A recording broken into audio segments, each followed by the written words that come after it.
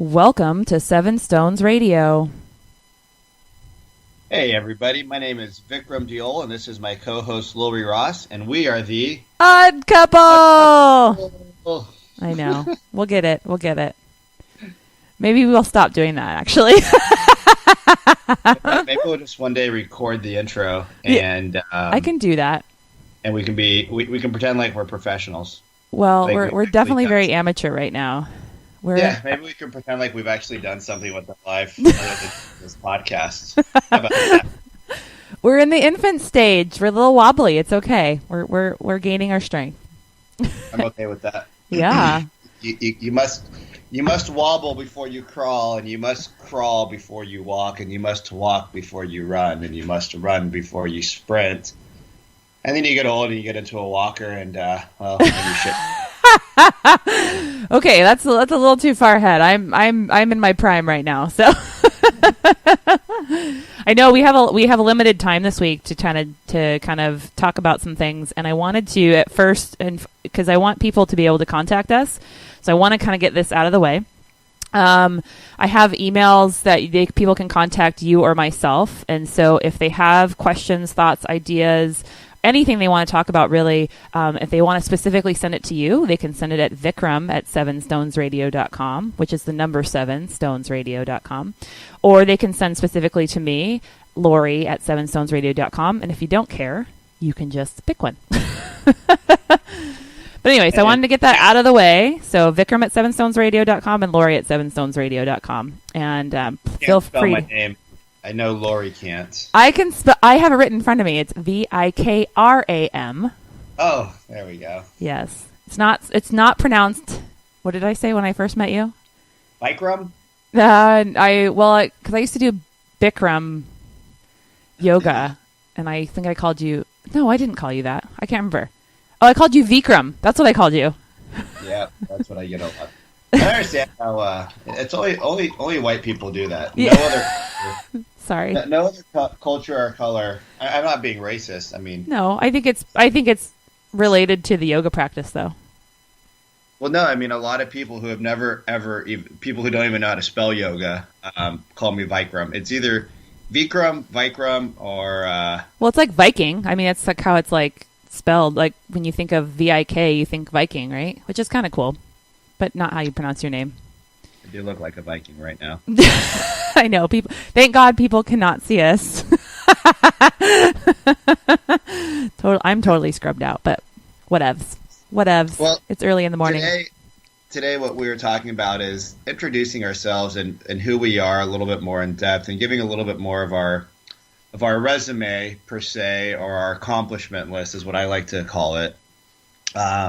Just so that you kind of understand where we come from. I do believe that my business acumen speaks for itself. However, if you don't know what it is, it's hard for it to talk to you, and it's hard for you to take us seriously, because we do joke around a lot. But I have 2 mottos in life. One is don't fuck with my money, and the other one is speed to lead. And they go hand in hand because, if we work as hard as we do to earn the income that we do, we shouldn't lose it because we're foolish and or being silly. Now, if you want to spend it on things, that's a different thing. But to have an order canceled or to have a client unhappy and then you have to reimburse them, it's kind of like a hair in your food at the restaurant where you end up giving the meal for free. That's not the point of running a business, that you give up your services and then don't get compensated for it. That's not the way the universe wants us to work.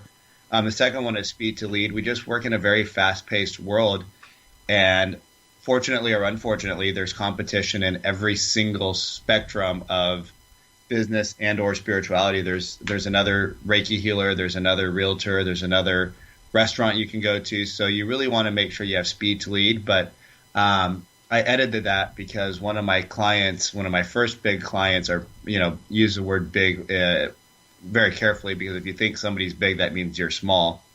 And if you think that's a big deal, then you automatically place other ones that are less than that as small deals. So this was my first deal that was close to $1 million sale.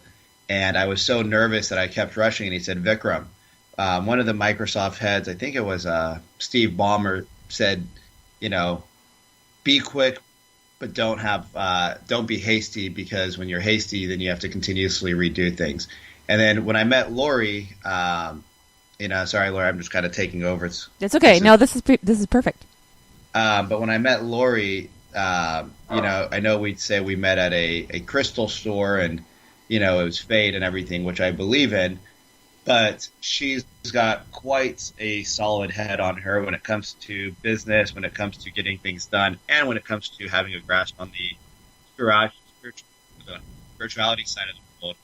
And she's really a very well-rounded individual, and we have different takes on what success looks like. And we could have a 5-hour conversation before every time we get on the podcast about the world, and then we're like, oh wait, I think we're supposed to do something other than just talk to each other, because we see the world in such different places, but we both have the same general long-term view. It's just how we get there is different, which is really cool, because for you guys as our listeners, and our future viewers of these shows, what you'll see is that there's always more than one way to skin a cat, and neither one of them is right or wrong. It's just what works for you, and if it works for you, that's the right path.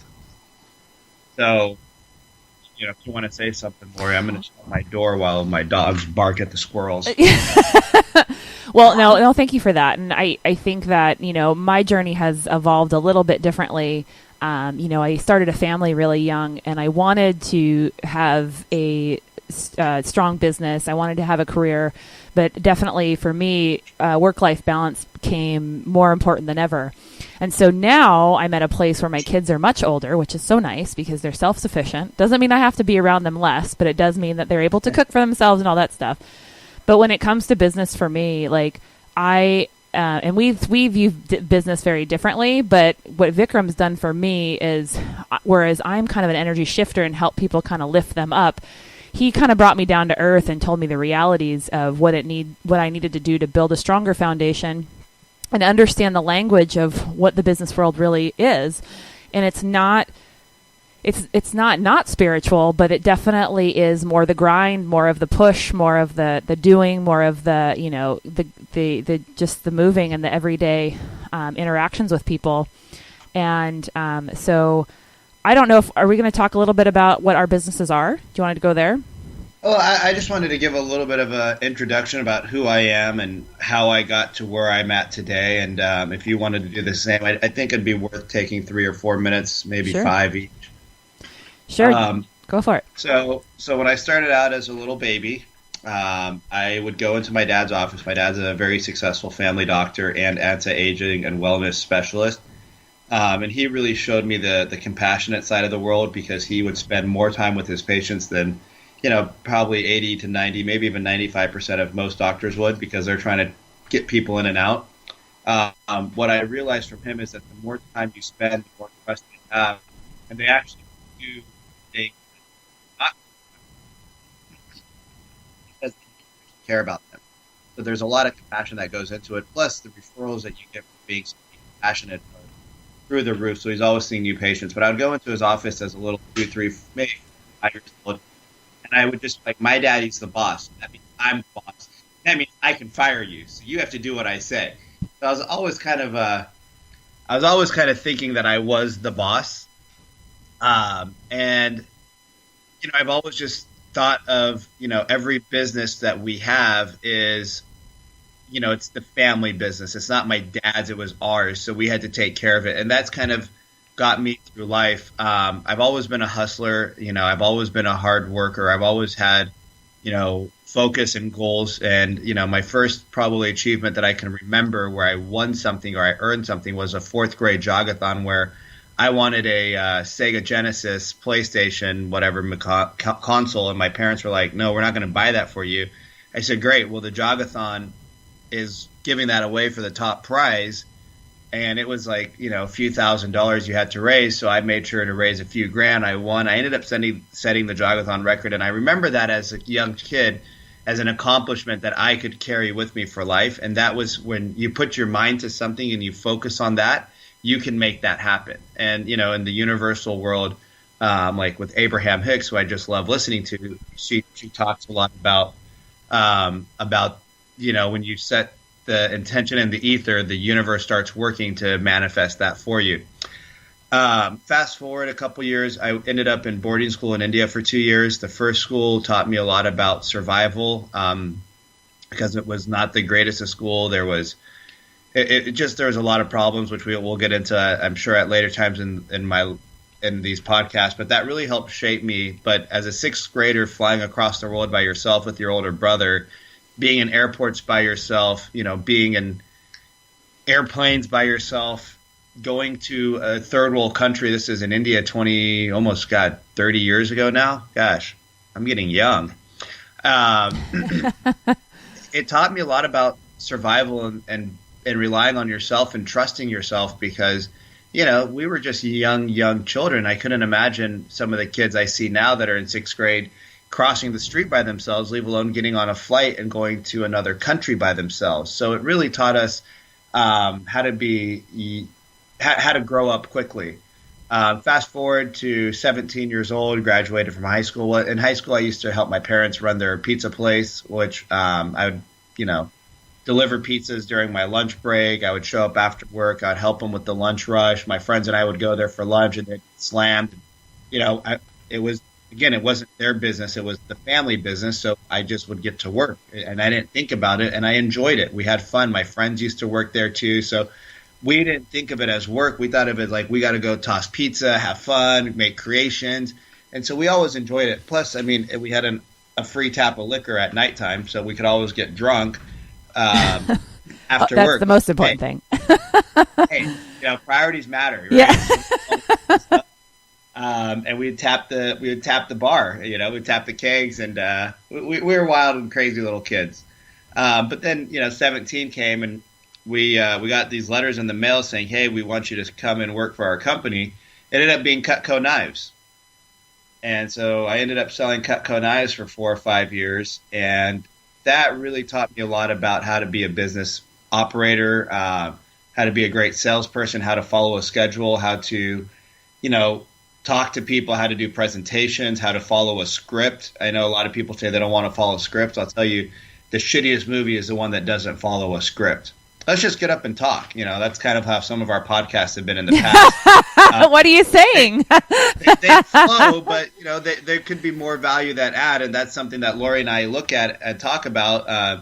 Really, she just says, "Hey, we need to have more clarity in our message," and I say, "You're right," because we get along so well that we can squirrel off. But that was an amazing experience. Went to college, got my undergrad after some time, and then ended up finally moving up to Seattle and starting to sell real estate, where where I was able to create a really, really solid real estate practice where I'm in the process of selling right now. But we did over $250 million, give or take, of real estate sales in the last 5.5, 6 years. Can I ask how you got into real estate? Because did you just wake up and be like, oh, I'm good at sales, let's sell houses, or like what kind of drove you to do that? So my uncle, who's one of the most successful people I know, sold real estate, and I've always loved selling things. So it's like, hey, why not sell one of the most expensive things that everybody needs and get paid money off of it, right? So I think it was always in my cards as a kid. It was always kind of called to me. Friends who got their real estate license said, some of my friends who got their real estate licenses said, hey, you should sell real estate. You'd be really great at it. But I was having so much fun selling Cutco and helping other young adults, really learn how to be successful, that I didn't really want to go out and sell real estate. It didn't have a lot of interest to me at the time, but I did love real estate. But when I moved to Seattle, we started flipping houses, me and my ex-wife, and that's what gave me the confidence that I'm like, dude, I really know what I'm doing. Like, I can build these homes, I can market these homes, I can stage these homes, I can, it was so much fun until it wasn't. So it was a lot of fun until it wasn't fun. But that's why I was able to. That's how I got into it, and that's why it didn't seem like work to me, because there'd be 15 to 18-hour days, and they were just fun. Well, and I think that you kind of hit on an important point too about why a lot of people feel stagnant, because they're not creating. And with flipping houses, you really are recreating something and this beautiful new life for somebody. So I think flipping houses would be fun, but then but I don't know what it takes to to do all that. It could be some heartache in that too, but creating is something that's really important to really sustain yourself in any kind of business, because the moment that you stop creating is when it kind of falls away. Yeah, I don't know if you can see the papers behind me, but I'm a writer in some regards, so I like to write my thoughts out and my ideas out. I don't like to type on technology, although I know it's I end up with carpal tunnels in my fingers, and so I like to write things out. But one of the things that I've always told people is that I'm a creator. Like, I create the big ideas, and other people need to implement those for me. So my team that I'm creating now for my future self and my future businesses is that I'm the big thinker, and then there's other people on my team who are just as important, but they are the people who actually make it all work. And so it makes me look like a rock star because I'm the face of the company, but they're actually the ones who deserve all the credit, because without them, we'd be nothing. Vice versa, without me, we'd be nothing, because we all co-create together. That's right. Well, thank you for that. And so I'll go a little bit into, did you want to add anything to that? No, I'm sure things will come up during the next. So feel free to ask questions while I'm talking. But I grew up very differently. And so I had a very, we didn't have a lot, but I didn't know it. My mom kind of made our clothes, and she worked full time, but she also was an amazing homemaker. And I don't know how she did it. She still does it to this day. She takes care of my dad. But she literally had 2 full-time jobs taking care of us. And but luckily I was the only one I was the only girl. I have 3 older brothers. I was the only girl, and so she was a little bit harder on me, and I think it's because she knew what it took in her eyes, to be a woman, and so I had to work twice as hard. And so I didn't get the free rides like my brother did. Like, they got everything cleaned and cooked for them, but here I am having to clean myself and clean up my room and make all my food for myself. And then I went through a lot of caregiving phases. And so early on, my parents both worked really hard. And so I got my first job at 12. I was in youth development for 20 years. So from my late teens my early teens to my early 30s, I worked with kids for many years as a youth counselor. I ran many summer camps, but I also had this science part about me that was really important. So I ran STEM camps, which is science, technology, engineering, mathematics. A lot of people don't realize that about me. I love science, but so I went for many years in youth development. And then I had my own family as well. So I had kids pretty young. I have 3 children. My oldest is 16, and I have a 12-year-old and a almost 11-year-old. And, thank you. And that's my husband leaving. Hello, goodbye. And so then I kind of was at this phase when all of that ended, where I kind of had this, it wasn't a midlife crisis. It was just like I had given so much to my family, but I've also wanted this career for myself, and I didn't know what to do, but I knew I loved helping people. And so I kind of branched off from doing youth development, and I started working as more of a spiritual advisor. I'm actually a reverend. I can actually marry people, believe it or not. So if anybody's out there, I can marry you. So I did spiritual advising, and then I got into really working my intuitive abilities. And then I became what people call a healer. I don't like to take that term myself, because I feel like it is, just like you talked about co-creating, I feel like it takes 2 to actually do the healing work together. Amassed clients all over the country, and was able to help people through my empathic abilities and feel into their bodies and do that. But then that wasn't enough. I felt like I wasn't helping enough people, because I know you probably feel the same way, Vikram, is we just have to help people. But at the same time, we're helping ourselves. And so I knew I had books inside of me to write. And so I did a lot of research and finally wrote my first book called The Goddess of Mount Rainier, about my journey on Mount Rainier. It was a very spiritual journey for me, very transformative. And I decided that I wanted to publish other writers in inspiring literary works. And so I started Seven Stones Publishing. And I am so excited to actually announce this, because this just happened over the weekend. I got in with a national distributor called Lightning Source, which is a subsidiary of Ingram Distribution, and they literally will distribute books all around the world. And so I'm so excited. Hey! I know, it's like, oh, it's finally happening. But for me, it's a little bit different because I haven't been a hustler. I've kind of been a waiter and seer. And that requires a lot of patience. But once I met you and I realized that I think you signed me up for this quote thing, and I think I talked about in another podcast, the only thing that goes with the flow is a dead fish. Right. And I wanted to start creating my own flow and my own different definition of success, because when you talk about success, your uncle was the most successful person. I don't know if you're referring to financially, but for me, success is really the balance of being successful and prosperous financially, but also having raised my family and been a good wife and been a good entrepreneur. And so I have all these little extra eggs I'm trying to throw up in the air and balance at the same time. So my path might not go as fast as other people's, but at the same time, it's exactly what I need, and it's exactly balanced, and therefore I can give time to the people that mean the most to me. So that's where I'm at right now. I'm publishing books right now, which is kind of fun, and I'm writing a new one too. I just started a new one. I won't give out the title, but I started it over the weekend, and I'm super excited about it. So that should hopefully come out this year. So there's that. That's how I want to help people.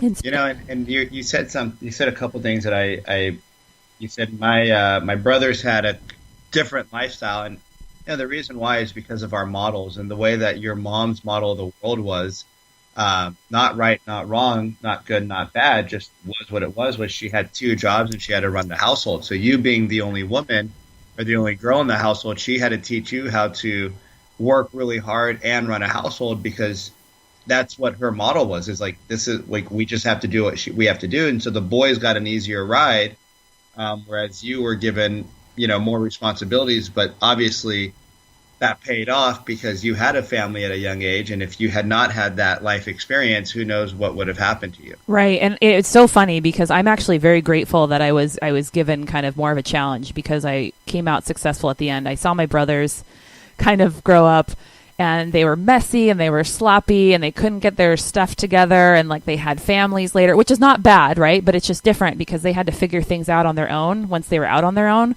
whereas I figured that out in the household. So I'm very blessed about it. But the other side of that is my mom says that she wishes she had a different relationship with me. But I told her, I was like, Mom, this is what you pushed me to be. You pushed me to be a very independent woman. Yeah, but she loved the dependency that my brothers had on her because it fed her, it fed her and filled her up. But I was like, sorry, like, it's not that I'm not close with my mom, but I definitely see that my brothers are closer with her than I was. So like, this is what you wanted, right? An independent woman. It's not good. It's not bad. It just is. It just is. And I'm grateful for it. And, but like you, I was doing things early on, and my brothers were afraid to. I remember my one brother, I hope he doesn't listen to this, but maybe if he does, he'll understand. He probably will. But he was afraid to call people on the phone. And like, here I am, like, riding the bus at 11, 12 years old, going around to different towns. And I'm just like, just doing my own thing, talking to people. And, but they've gotten it down now. They're in their 40s now. So they figured it out. So, well, and we all blossom we were talking about this earlier, but I was saying to Lori, to me, you have to sacrifice something, and she said, well, you don't sacrifice. I said, well, there's a certain amount of time in a day. And then you said, well, we have infinite amount of time. And I said, I agree with you on the time continuum, we are infinite, but in these bodies, we have a certain amount of time. So really understanding what you want to create while you're here is so important, and understanding why you want it and what you want to do with it.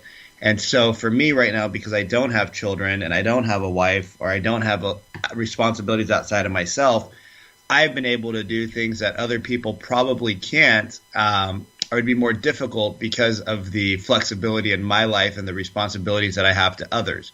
So, just really understanding what you want and why you want it sooner than later will help you get onto the path of where you want to be, because getting to $1 billion may be one person's goal, but I always ask them, why do you want to be a billionaire? Like, what do you want And what do you need that $1 billion is going to buy? Because you probably don't need $1 billion to live a $1 billion lifestyle. Can I ask you a question though?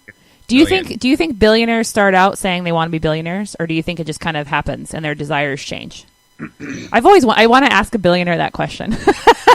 There's a book that is not out yet, but I got an early copy of it. It's called The Third Door, and it's written by Alex Banyan, Banyan, and he actually interviewed a ton of celebrities and people like Bill Gates. I haven't, like I said, I haven't read it yet.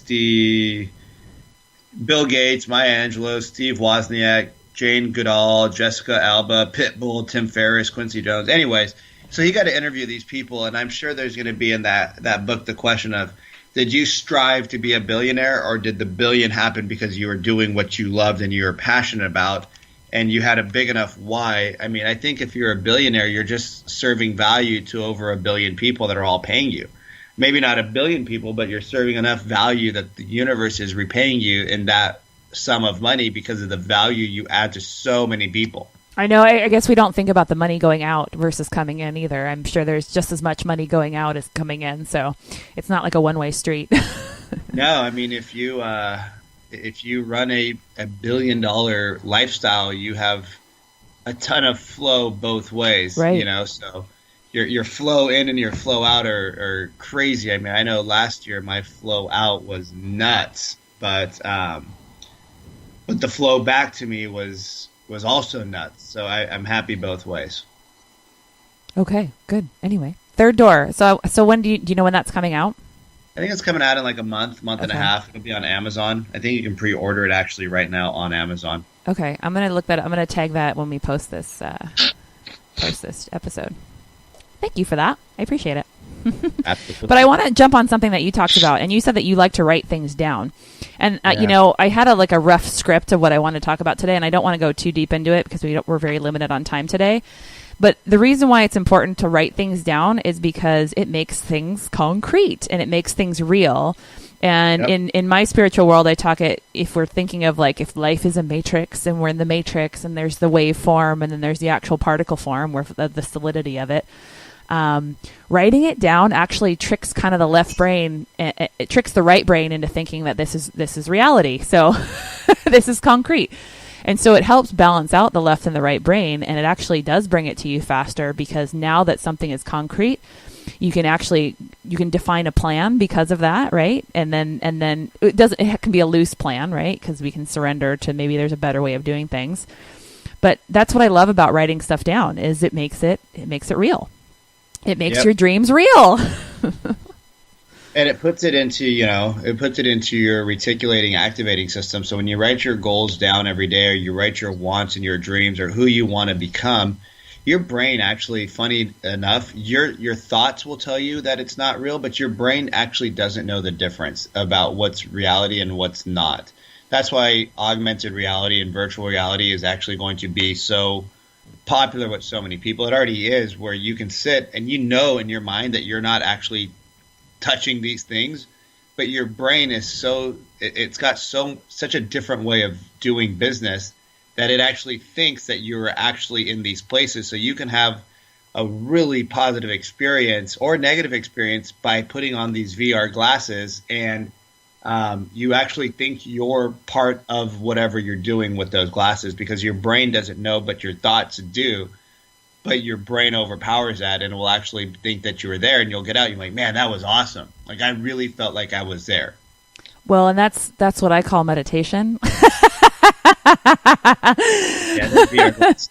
Because I definitely can go to some places that I know are not real in the earth place, but man, my brain and my body are in such euphoria when I go there. It doesn't know. But I think we actually need to wrap up today. I mean, that was a great show today, and so thank you for joining me this morning from California, and I'm here in Washington State, so close to Seattle. But we'll be back next week. So, do you want to end on anything? The one thing I would like to end on, which we didn't touch on, but just we're talking about Maslow's hierarchy for a few seconds, and in order to have your higher needs met, you need to meet your lower needs. And in order to meet your lower needs, like security and things like that, having enough money to pay your bills and not running around like begging for money, you need to have some structure in your life. And I feel the reason why I've been so successful is that I followed a game plan every day.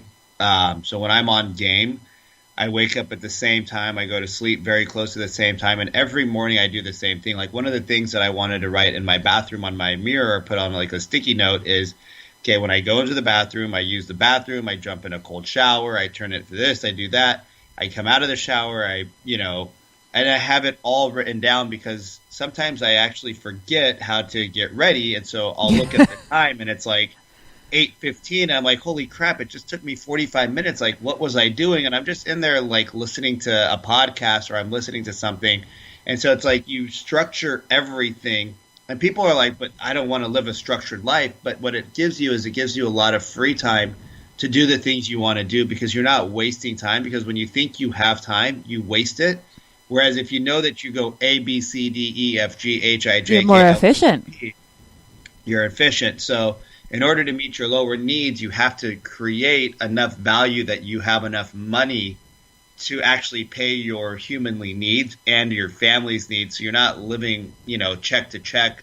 And you can start to then create at a higher level, which is where Lori and I are at right now, is that we have our basic needs of shelter and food met, that now we can start thinking, how do we impact the world in a bigger, better way? One of the ways that I'm doing it, I don't know if I've really shared this, is that I do a small, select handful of personal one-on-one coaching. So that's one of the ways that I meet my personal needs, is I add value to individuals who want to go not only on a business transformation, but on a spiritual and life transformation. And so I kind of co-create that for them and help them with what they need at the moment. But do you want to kind of talk about how you create your hierarchy for support right now, other than book? Oh gosh, I was going to go on a different direction, and then how I create it. Well, I just want to say that as a former free spirit, someone that didn't like structure, someone that needed to draw outside the lines, I realized that created a lot of anxiety and uncertainty for me. And so it wasn't a good springboard for business. And so I have to make it very clear that, if you want to have a successful business, there has to be the balance of the structure and the creative. Okay. And so that was something that was really powerful for me when I met you, because when I looked at my foundation, it was just all thought. It was all like, yes, it's going to happen because I set the intention. And there was really no act to make a schedule or make a priority list or make an action plan. There was none of that. And so I really was shaken to the core about having this newfound way of living. And it's actually, you're right, it's created more balance in my life. I can connect with more people. And, there's nothing wrong with being a free spirit, but it doesn't take you to that next level of business success is what I wanted, and being able to help more people. Because the strongest shape in sacred geometry is what? The pyramid, right? And we're talking about the pyramid. If it has a solid base, man, to keep growing and growing and building upon. So that's what I want for all of you. And he's showing me crystals. We have video for each other. And so create your solid base. And, when you set the intention to do that, there's action pieces for that. And know that your old life might fall away, and it's really scary, but just know that the old needs to fall away to build this new structure. Tear down the old structure that's not working, and it's wobbly and it's falling apart, and it creates anxiety for you, and start building a strong, solid foundation. That's what I'd like to end on. I love it. That's great. Former free spirit. Hence, now you guys might understand a little bit more about why we call ourselves the odd couple. Which, funnily enough, the more we dig into each other, and as the more we get to know each other, the more we realize that we're not so odd. Right, we're very similar. We just had different experiences, and that's what I love. That's why we can bring such a different perspective. All right, well, I think we need to wrap it up for the day. Yep, I'll be recording with you next week in Fiji. Oh, I know.